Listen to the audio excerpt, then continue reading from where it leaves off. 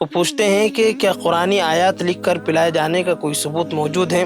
حضرت ابن عباس رضی اللہ عنہ سے مروی ہے کہ انہوں نے بچے کی ولادت میں آسانی کے لیے چند قرآنی آیات لکھ کر اور دھو کر پلانے کا حکم دیا تھا۔ تو میرا کہنا یہ ہے کہ جو صحیح عامل ہوگا وہ کوئی تعویذ دیتا ہے تو وہ بتاتا ہے کہ بھائی دیکھیے اس کو آپ کسی چیز سے پیک کیجئے، پلاسٹک لگائیے، کپڑے سے سی لیجئے یا موم جامہ لگائیے، تو یہ تو ادب اور احترام ہو ہی چکا ہے نا۔ کہ میں اکثر بیمار رہتا ہوں، عجیب قسم کے امراض میں مبتلا رہتا ہوں، کوئی ایسا عمل بتائیے جو تمام امراض میں مفید ہو اور مستند بھی ہوں۔ اپنے سر پر ہاتھ رکھ کر ان آیات کو پڑھا کیجئے۔ کہ میں بہت کماتا ہوں، محنت کرتا ہوں، لیکن رزق کے مسئلے میں بہت پریشان رہتا ہوں۔ تو سن لیجئے، پہلے تو ذرا کچھ باتیں سمجھیے۔ رزق کی کشادگی کے لیے یعنی ایک عمل تو ہم بتائیں گے۔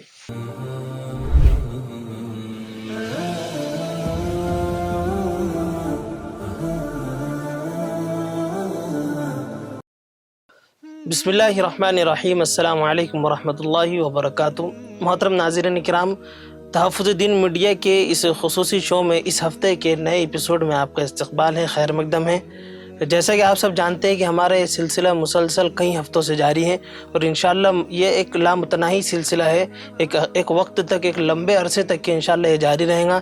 اس لیے آپ سے گزارش ہے کہ اسے اپنے دوست احباب میں ضرور شیئر کرتے رہیں، اور اگر کوئی سوال ہے آپ کا اس قسم کا، اس فیلڈ سے متعلق، تو آپ اس کو ضرور کمنٹ باکس میں لکھ سکتے ہیں، انشاءاللہ ہم اس کا بھی جواب دیں گے۔ تو چلیے، ہمارے سے حضرت مولانا محفوظ الرحمان صاحب فاروقی دامت برکاتہم اپنی گناہوں مصروفیات کے باوجود ہمارے ساتھ موجود ہیں۔ میں حضرت سے درخواست کرتا ہوں کہ آج کا یہ سوال ہے نصیب خان عادل آباد سے۔ وہ پوچھتے ہیں کہ کیا قرآنی آیات لکھ کر پلائے جانے کا کوئی ثبوت موجود ہے؟ اکثر عامل حضرات تشتری پر قرآنی آیات لکھ کر دیتے ہیں اور پینے کے لیے کہتے ہیں۔ میں نے ثبوت مانگا تو انہوں نے کہا کہ ہمارے بزرگوں کا طریقہ ہے، امید کہ آپ میری الجھن دور فرمائیں گے۔ نصیب خان عادل آباد سے سوال کرتے ہیں۔ ماشاءاللہ۔ بسم اللہ الرحمن الرحیم وبہ نستعین۔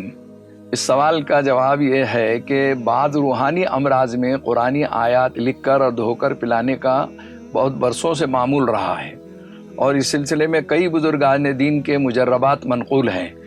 حضرت ابن عباس رضی اللہ عنہ سے مروی ہے کہ انہوں نے بچے کی ولادت میں آسانی کے لیے چند قرآنی آیات لکھ کر اور دھو کر پلانے کا حکم دیا تھا۔ اب اندازہ لگائیے، حضرت ابن عباس رضی اللہ عنہ کا دور ہے اور اس زمانے میں کوئی شخص آیا اور گھر میں بچے کی ولادت ہونے والی ہے۔ اب اس زمانے میں بھی دشواریاں محسوس ہوتی، آج کے زمانے میں تو اس کا بہت زیادہ اہم معاملہ ہے کہ جہاں جاؤ آپ دیکھیں گے کہ سرجری کی جاتی ہے، دواخانوں میں یعنی ولادت آسانی سے ہوتی ہی نہیں ہے، آپریشن کے بغیر ہوتی ہی نہیں ہے۔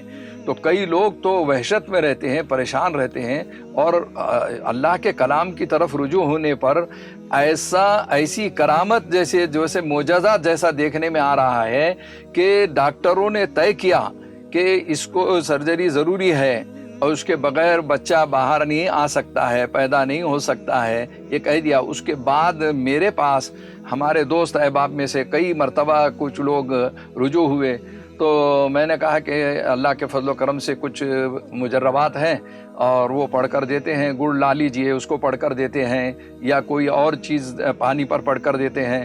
تو آدھا گھنٹہ اگر ڈاکٹر رک سکتا ہے، آپریشن کو ٹال سکتا ہے، ملتوی کر سکتا ہے، تو انشاءاللہ اللہ نے چاہا تو یہ کرشمہ آپ کو بھی دیکھنے کو ملے گا۔ ایک بہت بڑے ڈاکٹر جو سابق میں سول سرجن رہے ہوئے ہیں، ان کے فیملی کا ایک کیس تھا اور وہ مجھ سے رجوع ہوئے۔ میں نے اسی طریقے سے انہیں اطمینان دلایا اور الحمدللہ وہ گڑ پڑھ کر دیے ہیں اور انہوں نے لے جا کر استعمال کروایا۔ 1 گھنٹے کے اندر اللہ کے کلام کی برکت دیکھیے کہ نارمل ڈیلیوری ہو گئی۔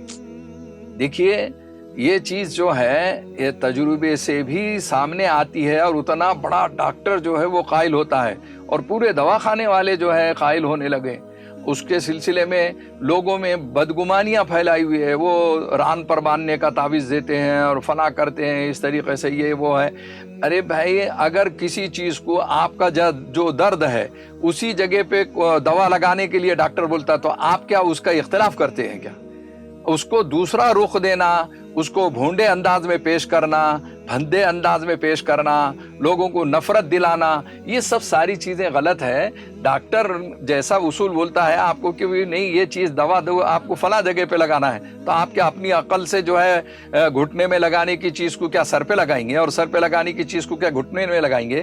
جہاں اس کا یعنی مشورہ ہے، ڈاکٹر کے بولنے پر آپ چوں چرا نہیں کرتے، آپ ڈاکٹر کے بولنے پر جو ہے فوراً عمل کرنے کا سوچتے ہیں، اپنی عقل کو یعنی دخل نہیں دیتے ہیں۔ اسی طریقے سے روحانی امراض میں بھی بعض وقت اگر کوئی مانڈی پہ باندھنے کے لیے دے دیا یا گھٹنے پہ باندھنے کے لیے دے دیا تو اس کو بھونڈے انداز میں مت لیجئے، یہ دیکھیے کہ شاید اس سے اس کا کوئی کنیکشن ہے، اور وہ قرآنی آیات جو ہے یہاں پر رہنے سے شاید اس کی یعنی جو ہے تو وہ ہوتی ہے۔ اب رہا یہ بے ادبی اور وہ فلاں چیز کا معاملہ جو اٹھاتے ہیں لوگ، تو میرا کہنا یہ ہے کہ جو صحیح عامل ہوگا وہ کوئی تعویذ دیتا ہے تو وہ بتاتا ہے کہ بھائی دیکھیے اس کو آپ کسی چیز سے پیک کیجئے، پلاسٹک لگائیے، کپڑے سے سی لیجئے یا موم جامہ لگائیے، تو یہ تو ادب اور احترام ہو ہی چکا ہے نا۔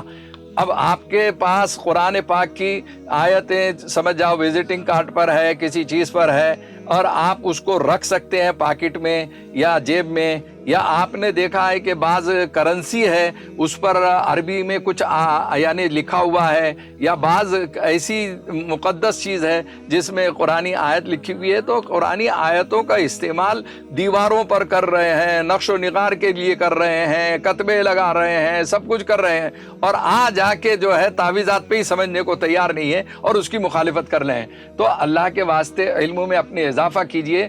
حضرت عبداللہ ابن عباس رضی اللہ عنہ سے یہ مروی ہے کہ انہوں نے بچے کی ولادت کے آسانی کے لیے قرآنی آیات لکھ کر دھو کر پلانے کا حکم دیا تھا۔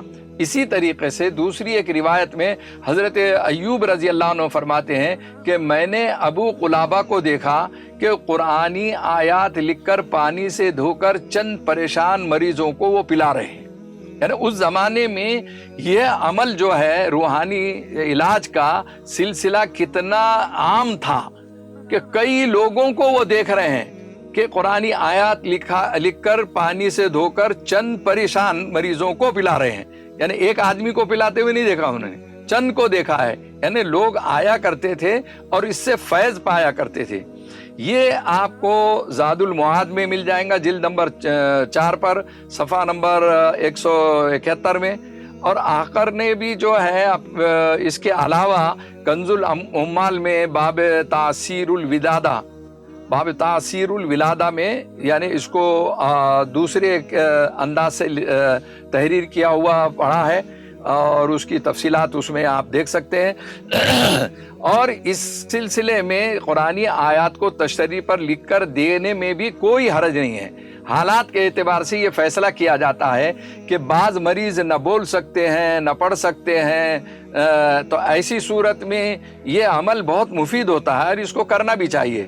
حضرت ابو القاسم قشیری رحمۃ اللہ علیہ سے منقول ہے کہ انہوں نے خواب میں دیکھا اور حضور پاک صلی اللہ علیہ وسلم سے اپنے بچے کی بیماری کے بارے میں عرض کیا کہ بچہ بہت سخت بیمار ہے اور ہم علاج کر کے بہت مایوس ہو چکے ہیں، کوئی عمل بتا دیجئے۔ دیکھیے یہ حضرت ابو القاسم حضور پاک صلی اللہ علیہ وسلم سے دریافت کر رہے ہیں خواب کے اندر۔ حضور اکرم صلی اللہ علیہ وسلم نے فرمایا کہ تم آیات شفا سے بے خبر کیوں ہو؟ یعنی سوال کیا اللہ کے رسول صلی اللہ علیہ وسلم نے۔ یعنی معلوم ہے کہ اتنی کم سے کم معلومات ایک مومن کو ہونا چاہیے، ایمان والے کو ہونا چاہیے کہ قرآن سے میں کس طریقے سے علاج کر سکتا ہوں۔ پھر جب وہ بیدار ہوئے، قرآن شریف میں آیات شفا انہوں نے تلاش کرنا شروع کی تو 6 جگہوں پر آیات شفا ملی ہے۔ بعض لوگوں کا کہنا ہے کہ 5 آیات شفا ہے۔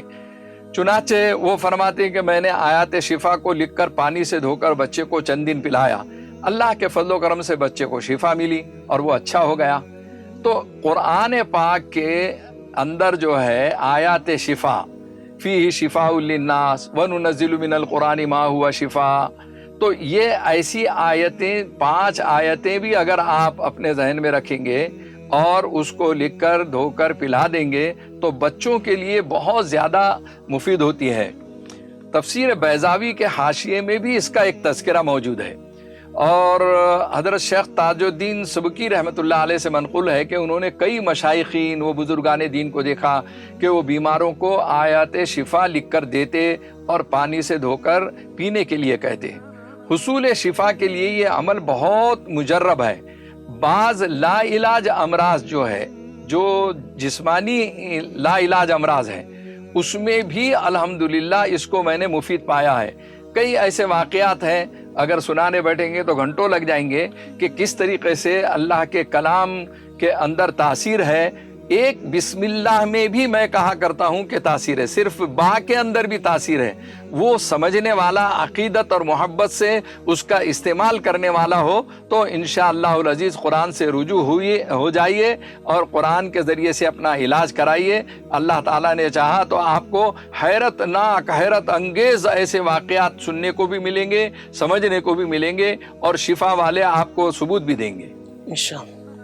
اسی طرح مولانا صاحب اگلا سوال ہے کہ میں اکثر بیمار رہتا ہوں، عجیب عجیب قسم کے امراض میں مبتلا رہتا ہوں، کوئی ایسا عمل بتائیے جو تمام امراض میں مفید ہو اور مستند بھی ہوں۔ سلامت اللہ خان لاتور سے۔ اچھا ماشاءاللہ ماشاءاللہ۔ اصل میں ایک حدیث کا مفہوم ہے، حضرت جبرائیل علیہ السلام نے حضور پاک صلی اللہ علیہ وسلم کو یہ بشارت دی اور فرمایا کہ اے نبی، اپنے سر پر ہاتھ رکھ کر ان آیات کو پڑھا کیجئے، یہ تمام بیماریوں کے لیے شفا ہے سوائے موت کے۔ تفسیر روح المعانی جلد نمبر 27 صفحہ نمبر 65 پر۔ اب وہ آیات کون سی ہے؟ لو انزلنا هذا القرآن على جبل لرأيته خاشعا متصدعا من خشیت اللہ۔ یہ آخری سورت تک کے، یہ سورۃ الحشر کی آخری چند آیتیں ہیں۔ تو لو انزلنا هذا القرآن على جبل لرأيته خاشعا متصدعا من خشیت اللہ وتلك الامثال نضربها للناس لعلهم يتفکرون۔ یہ آیتوں کو آپ غور سے سورہ حشر کے اندر پڑھیے اور اس کا استعمال کیجیے۔ حدیث کے الفاظ اس طرح ہیں کہ فَإِنَّهَا شِفَاءٌ مِّن كُلِّ دَاءٍ إِلَّا السَّامَ، یعنی تمام بیماریوں کے لیے شفا ہے سوائے موت کے۔ یہ آیات یعنی اس قدر پاورفل اور تاثیر والی ہے۔ حضرت علی رضی اللہ عنہ اور حضرت ابن مسعود رضی اللہ عنہ سے ارشاد، حضرت علی نے حضرت ابن مسعود رضی اللہ عنہ سے ارشاد فرمایا کہ یہ وظیفہ درد سر کے لیے بھی بہت مفید ہے۔ یعنی جن لوگوں کو سر درد کی بیماری ہے، وہ جو ہے سر پر ہاتھ رکھ کے لو انزلنا هذا القرآن على جبل لرأيته طاق عدد 3 مرتبہ یا جو ہے 7 مرتبہ پڑھ لیں، انشاءاللہ العزیز جو ہے درد سر میں آپ اسے مفید پائیں گے۔ اور بطور خاص یعنی آپ یعنی جو ہے آپ نے محسوس کریں گے کہ بعض لوگ، میرے پاس ایسا بھی موقع آیا ہوا ہے کہ میرے سر میں درد ہے، سمجھ آئیے، اور وہ شخص آیا کہ مجھے کچھ پڑھ کر دم کر دیجئے، اور میں بہت پریشان ہوں، میرا سر دکھ رہا ہے۔ ایسے وقت میں میں نے ان کے سر پر ہاتھ رکھ کر ان آیتوں کو پڑھا، اسے بھی شفا ملی، مجھے بھی شفا ملی۔ یعنی اس کے درد سر کے جانے میں میرا درد سر بھی چلا گیا، اس کی دعا کی وجہ سے، بولیے ان آیتوں کے یعنی تاثیر کی وجہ سے۔ تو یہ بہت مجرب ہے، اس کو عمل کو آپ کر کے دیکھیں انشاءاللہ۔ اسی طرح مولانا صاحب اگلا سوال ہے کہ میں بہت کماتا ہوں، محنت کرتا ہوں، لیکن رزق کے مسئلے میں بہت پریشان رہتا ہوں، رزق کی کشادگی کے واسطے کوئی عمل بتائیے۔ شیخ ناصر الدین بھیسا سے۔ ماشاء اللہ بھائی، بہت سارے لوگوں کے ذہن میں یہ سوال ہوگا، ہم بہت کماتے ہیں لیکن ہمیں جو ہے تو بچتا نہیں ہے اور بہت پریشان رہتے ہیں۔ تو سن لیجئے، پہلے تو ذرا کچھ باتیں سمجھیے۔ رزق کی کشادگی کے لیے یعنی ایک عمل تو ہم بتائیں گے، لیکن ایک اصول بنائیے آپ کہ آمدنی کے لحاظ سے اخراجات کریں۔ مثلا یہ کہ آپ کے 10,000 روپے ماہانہ آپ کو ملتے ہیں، اب آپ 12,000 کا خرچ یعنی جو ہے کر لیتے ہیں تو کیسے بچے گا؟ بعض لوگ علل حساب جو ہے یعنی دکان سے پیسہ نکالتے ہیں اور خرچ کرتے چلے جاتے ہیں، بعد میں جب دیکھتے ہیں کہ غلے میں کوئی چیز ہی نہیں ہے تو وہ پریشان ہو جاتے ہیں۔ تو تجارت کے کچھ اصول ہیں، بزنس کے کچھ اصول ہیں اسی طریقے سے گھر پہ کھانے پینے اور یہ ساری چیزوں کے کچھ اصول ہیں. آمدنی بھی لکھیے آپ ایک کاغذ کے اوپر ایک رجسٹر پر، اور اس کے اخراجات بھی لکھیے. موٹے موٹے لکھ لیجیے آپ. 10,000 آئے ہیں، 3,000 گھر کو کرانے کے لیے دیے، 2,000 جو ہے بیماری کے لیے دیے، فلاں چیز دیے، اور اس کے بعد حساب لگائیے. کچھ نہ بچے تو پریشانی کی بات ہے. حساب مل رہا ہے، یعنی 10,000 آئے ہیں اور آپ نے 9,000 کا یعنی خرچ کیا ہے، 1,000 بچنا چاہیے، پھر نہیں بچ رہا ہے تو پریشانی کی بات ہے. لیکن 10,000 کے آمدنی اور 10,000 کا خرچ بھی ہوا، برابر حساب مل گیا، تو یہ پریشانی کی بات نہیں ہے.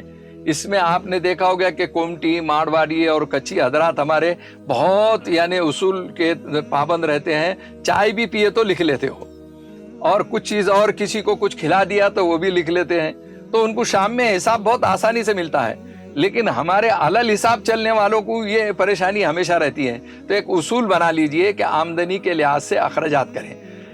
تجربہ یہ ہے کہ اکثر رسم و رواج کی وجہ سے زیادہ پریشان ہوتے ہیں لوگ. جو ہے شادی بیاہ میں، دیگر تقاریب میں آنا جانا ہے، چھوٹی موٹی تقاریب ہے اس میں جانا ہے، اور حیثیت سے زیادہ گفٹ لے جانے کی کوشش کرتے ہیں، کیونکہ وہاں نام و نمود ہے، لوگوں میں شہرت ہوں گی کہ انہوں نے فلاں چیز لے کر آئے تھے، ذرا لوگوں کو بتائیں گے، نمائش ہوگی. تو ان تمام باتوں سے آپ پرہیز کیجئے. رسم و رواج نے اس امت کو مقروض بنا دیا ہے. رسم و رواج کی وجہ سے ہی اکثر لوگ مقروض بنتے ہیں، اور اس میں ہماری ماں اور بہنوں کا بھی بہت بڑا دخل ہے. نہیں یہ دینا پڑتا، یہ لینا پڑتا، اور فلاں کرنا پڑتا. ہمارے ایک دوست عالم نے کہا کہ بھئی دینا پڑتا، لینا پڑتا، میرے پاس نہیں ہے کچھ بھی، جاؤ لے جاؤ، یہ ایک بچے کچھ ان کی گود میں ڈال دو بولے جو ہے. تو ویسا معاملہ ہے کہ ہم لوگ جو ہے دینا پڑتا، لینا پڑتا. جیب میں ہوگا تو دیں گے نا، تو کیا چوری کر کے لائیں گے آپ، ڈاکہ ڈال کے لائیں گے، سود پر پیسہ لیں گے؟ یہ سب غلط باتیں ہیں. تو آپ اس سے جو ہے پرہیز کرنے کی کوشش کریں. دیکھیے فجر کی نماز با جماعت ادا کرنا، اپنے کام کو صبح کے وقت میں انجام دینا، یہ اس کی بھی عادت ڈالیے، اس کے برکات ہیں.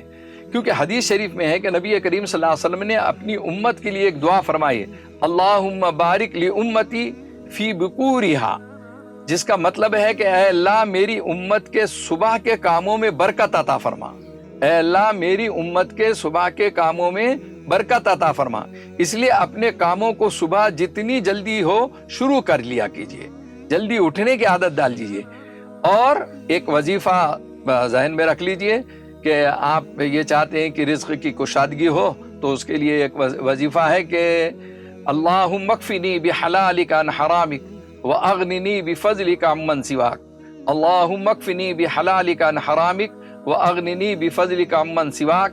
اس وظیفے کو ہر نماز کے بعد 7 یا 11 مرتبہ پڑھیے اور اللہ سے دعا کیجئے. انشاءاللہ آپ کی پریشانی جو ہے کم ہو جائے گی اور رزق کے اندر کشادگی ہوتی جائے گی انشاءاللہ. تو ناظرین محترم، آج کے ایپیسوڈ میں انہی سوالات پر ہم اکتفا کرتے ہیں.